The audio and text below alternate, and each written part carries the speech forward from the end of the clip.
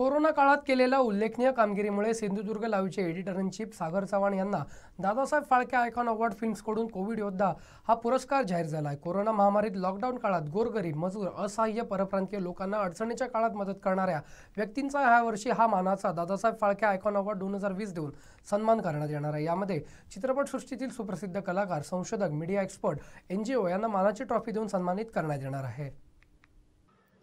महाराष्ट्र राज्याचे राज्यपाल भगतसिंग कोश्यारी यांच्या हस्ते दादासाहेब फाळके आयकॉन अवॉर्ड 2020च्या ट्रॉफीचं नुकतंच अनावरण करण्यात आलंय। या पुरस्काराचं वितरण सोमवारी 23 नोव्हेंबरला सायंकाळी 5 वाजता मुंबईतील अंधेरी पूर्व येथील हॉटेल पेनिन्सुला इथं मान्यवरांच्या उपस्थितीत होणार आहे। या कार्यक्रमाचं आयोजन दादासाहेब फाळके आयकॉन अवॉर्ड फिल्मकडून कल्याणजी जाणा यांनी केलंय। कोरोना महामारीत विशेषतः लॉकडाऊन काळात कोकणचं महाचॅनल सिंधुदुर्ग लाईव्हनं बातम्यांच्या पलीकडे जाऊन विविध सामाजिक, शैक्षणिक, आर्थिक, सांस्कृतिक, क्रीडा, आरोग्य, आध्यात्मिक आणि शेतीविषयक उपक्रम राबवलेत। जेव्हा मार्च महिन्यात पहिलं लॉकडाऊन जाहीर झालं त्याच दिवसापासून सिंधुदुर्ग लाईव्हचे editor in chief Sagar Chavan आणि त्यांची टीम मैदानात उतरली। सर्वप्रथम लॉकडाऊनच्या पहिल्या दिवशी कोकणात अडकून पडलेल्या परप्रांतीय मजुरांसाठी एक हात मदतीचा हा उपक्रम हाती घेतला। सुमारे 2000हून अधिक परप्रांतीय मजुरांना त्यांच्या झोपडीत जाऊन अन्नदान केलं। त्यांची रोगप्रतिकारक शक्ती वाढवण्यासाठी आर्सेनिक अल्बम गोळ्यांसह मास्कचं मोफत वाटप केलं। त्यानंतर ज्या आरोग्य सेविकांनी स्वतःच्या जीवाची पर्वा न करता रात्रंदिवस कोरोनाबाधित रुग्णांची सेवा केली अशा सिस्टरसाठी लुपिन फाउंडेशन सारख्या समाजसेवी संस्थेला सोबत घेऊन सिस्टर डेच्या दिवशी थँक्यू सिस्टर हा उपक्रम राबवला। सर्व सिस्टर्सना प्रत्यक्ष भेटून गुलाब देत त्यांना थँक्यू सिस्टर बोलून त्यांच्या कामाला सलाम ठोकला। तसेच त्यांना भेटवस्तू, आर्सेनिक अल्बमच्या गोळ्या, मास्क देऊन त्यांच्या कामाला प्रोत्साहन दिलं। कोरोना काळात उपासमारी होऊ नये म्हणून कृषी क्षेत्राला चालना देणं फार गरजेचं होतं। त्यातच मुंबईसह देश विदेशातील तरुणांची नोकरी गेल्यानं ते बेरोजगार झाले होते आणि गावी आले होते। अशावेळी त्यांचे हात शेतीकडे वळवण्यासाठी कृषी क्रांती 2020 हे अभियान अनेक सामाजिक आणि सहकारी संस्थांना सोबत घेऊन हाती घेतलं। प्रयोगशील आणि प्रगतशील शेतकऱ्यांच्या थेट बांधावर जाऊन त्यांची यशोगाथा प्रसारित केली। कृषी अभ्यासक, कृषी तज्ज्ञ आणि युवा शेतकरी यांच्यात सुसंवाद घडवून आणला। कोकणातील प्रमुख पिकांचे प्रगतशील शेतकरी ब्रँड ॲम्बॅसेडर म्हणून जाहीर केलेत। विशेष म्हणजे महाराष्ट्र राज्याचे कृषी मंत्री दादासाहेब भुसे आणि कोकणातील प्रगतशील शेतकरी यांच्यात थेट लाईव्ह संवाद घडवून आणला। या शेतकऱ्यांनी आपल्या समस्या थेट कृषी मंत्र्यांजवळ मांडल्या। कोकणच्या शेतीला गती देण्यासाठी काय करावं लागेल हे इथल्या आंबा आणि काजू बागायतदारांनी थेट कृषी मंत्र्यांना कृषी संवादातून सांगितलं। कोकणच्या शेतकऱ्यांच्या भल्यासाठी जे जे काही शासन दरबारी करता येईल ते करू असं आश्वासन कृषी मंत्री दादासाहेब भुसे यांनी शेतकऱ्यांना दिलंच। पण त्याचबरोबर असा थेट किसान संवाद कोरोनाच्या कालावधीत घडवून आणला त्याबद्दल सिंधुदुर्ग लाईव्हचे विशेष धन्यवाद मानले। कोविडच्या कालावधीत रुग्णसेवा देणाऱ्या डॉक्टरांसाठी देखील डॉक्टर डेच्या दिवशी थँक्यू डॉक्टर हा उपक्रम राबवत डॉक्टर लाईव्ह हा एपिसोड सुरू केला। खरं तर कोरोनाचा सर्वाधिक फटका बसला तो शिक्षण क्षेत्राला। त्यामुळे स्मार्ट कोकणचं डिजिटल एज्युकेशन या शैक्षणिक उपक्रमाची महाराष्ट्र राज्याचे उच्च शिक्षण मंत्री उदय सामंत यांच्या हस्ते सुरुवात केली। या उपक्रमाअंतर्गत कोकणातील तज्ज्ञ शिक्षकांना सोबत घेऊन शहरापासून खेड्यावस्तीत वसलेल्या मुलांसाठी सर्वप्रथम ऑनलाईन वर्ग सुरू केलेत। त्याचा लाभ आज हजारो विद्यार्थी घेत आहेत। कोरोनाचा सर्वात मोठा फटका बसला तो कोकणच्या लोककलेला। लॉकडाऊनमुळे कलाकार घरी बसले होते। आपली कला ते रंगमंचावर सादर करू शकत नव्हते। साहजिकच त्यांच्यावर उपासमारीची वेळ आली होती।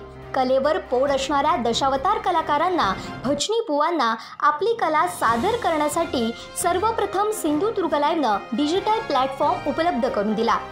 सिंधुदुर्ग दशावतार चालक मालक संघटनेला सोबत घेऊन नामवंत दशावतार कलाकारांना एकत्र आणून एकापेक्षा एक असे 6 दशावतार नाट्यप्रयोग थेट लाईव्ह प्रक्षेपित केले। देश विदेशातील लाखो रसिकांनी सिंधुदुर्ग लाईव्हच्या नेटवर्कवरून या कलेचा मनमुराद आनंद घेतला आणि गुगल पे, फोन पेच्या माध्यमातून दशावतार कलाकारांवर बक्षिसांचा वर्षाव केला। खरं कोकणच्याच नव्हे तर महाराष्ट्राच्या मातीत सिंधुदुर्ग लाईव्हनं राबवलेला हा पहिला डिजिटल प्रयोग होता आणि तो यशस्वी झाला। रसिकांनी उदंड प्रतिसाद दिला। दशावताराचे लाईव्ह नाट्य प्रयोग यशस्वी झाल्यामुळे कोकणच्या लोककलेची शान असणारी लोककला म्हणजे भजनबारी। कोकणातील नामवंत भजनी बुवांना सिंधुदुर्ग लाईव्हनं सर्वप्रथम डिजिटल व्यासपीठ मिळवून दिलं। डबल बारीचे 6 लाईव्ह सामने, तिरंगी आणि चौरंगी बारीचा लाईव्ह सामना आयोजित केला। मुंबईसह देश विदेशातील लाखो भजन रसिकांनी बारीच्या या लाईव्ह सामन्यांना तुफान प्रतिसाद देत भजनी बुवांवर गुगल पे आणि फोन पेच्या माध्यमातून बक्षिसांची अक्षरशः खैरात केली। लाईव्ह दशावतार नाट्यप्रयोग आणि लाईव्ह भजन बारीचे सामने आयोजित करून कोकणच्या भूमीत सिंधुदुर्ग लाईव्हनं इतिहास तर रचलाच, पण त्याचबरोबर उपासमारीची वेळ आलेल्या कलाकारांना कोरोनाच्या महामारीत डिजिटल रोजगार मिळवून दिला। त्याच दरम्यान कोकणची लोकपरंपरा असणारी फुगडी लॉकडाऊनमुळे सादर करता येत नव्हती। अनेक महिला कलाकार घरी बसून होत्या। अशा वेळी दशावतार आणि भजनबारीप्रमाणे सिंधुदुर्ग लाईव्हनं लाईव्ह फुगडी महोत्सव आयोजित केला। महिला कलाकारांना डिजिटल व्यासपीठ मिळवून दिलंच, पण त्याचबरोबर डिजिटल रोजगार पण उपलब्ध करून दिला। एकूणच सिंधुदुर्ग लाईव्हनं सर्वप्रथम कोरोनाच्या कालावधीत कोकणच्या लोककलेला आणि कलाकारांना जागतिक डिजिटल व्यासपीठ तर उपलब्ध करून दिलंच, त्याचबरोबर कलाकारांना डिजिटल रोजगार उपलब्ध करून दिल्याबद्दल मुंबई पुण्यातील चाकरमान्यांसह देश विदेशातील कोकणवासियांनी सिंधुदुर्ग लाईव्हचे विशेष करून सागर चव्हाण यांचे धन्यवाद मानले। मात्र सिंधुदुर्ग लाईव्ह आणि टीम लीडर सागर चव्हाण एवढ्यावरच थांबले नाहीत, तर ऑनलाईन अभंग गायन स्पर्धा, मालवणी स्वाद ही ऑनलाईन रेसिपी स्पर्धा, IPLच्या धर्तीवर ऑनलाईन माय IPL स्टार ही ऑनलाईन स्पर्धा घेऊन कोकणवासियांच्या कलागुणांना कोरोनासारख्या महामारीत जिवंत ठेवण्याचा यशस्वी प्रयत्न केला। एवढंच नव्हे तर कोरोनाच्या कालावधीत घरी बसून आलेला कंटाळा दूर करण्यासाठी तसेच मनाची मरगळ दूर करण्यासाठी सिंधुदुर्ग लाईव्हनं सेलिब्रिटी लाईव्ह हा उपक्रम हाती घेतला।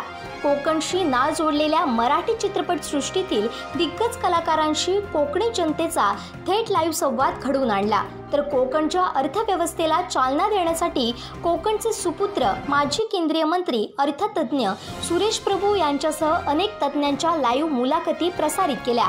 तूच आहेस तुझ्या जीवनाचा शिल्पकार असं सांगून अनेकांच्या जीवनात प्रकाशझोत निर्माण करणारे सद्गुरू वामनराव पै यांचे शिष्य कोकणचे सुपुत्र शिवाजी पालव यांनी सिंधुदुर्ग लाईव्हच्या माध्यमातून कोरोना आणि मन यावर आध्यात्मिक मार्गदर्शन केलं। या मार्गदर्शनाचा लाभ मुंबईसह देश विदेशातील लोकांनी घेत मनाची मरगळ दूर केली।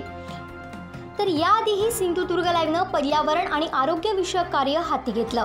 सिटी ऑन सायकल सारखा उपक्रम राबवत हजारो सायकल स्वारांना एकत्र आणत पर्यावरण संवर्धनाचा संदेश दिला।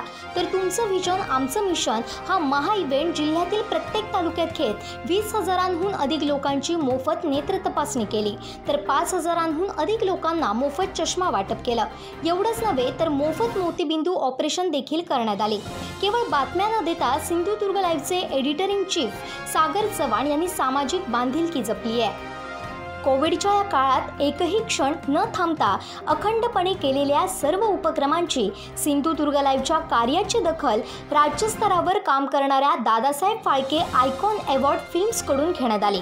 या उल्लेखनीय कार्यासाठी सिंधुदुर्ग लाईव्हचे editor in chief Sagar Chavan यांना Dadasaheb Phalke icon award Covid योद्धा 2020 हा मानाचा पुरस्कार जाहीर झालाय। या मानाच्या पुरस्कारामुळे निश्चितच सिंधुदुर्ग लाईव्हचं विशेष करून सागर चव्हाण यांचं सर्व स्तरातून अभिनंदन आणि कौतुक होतंय। तुम्हाला जर हा व्हिडिओ आवडला असेल तर लाईक करा, शेअर करा आणि सबस्क्राइब करायला विसरू नका।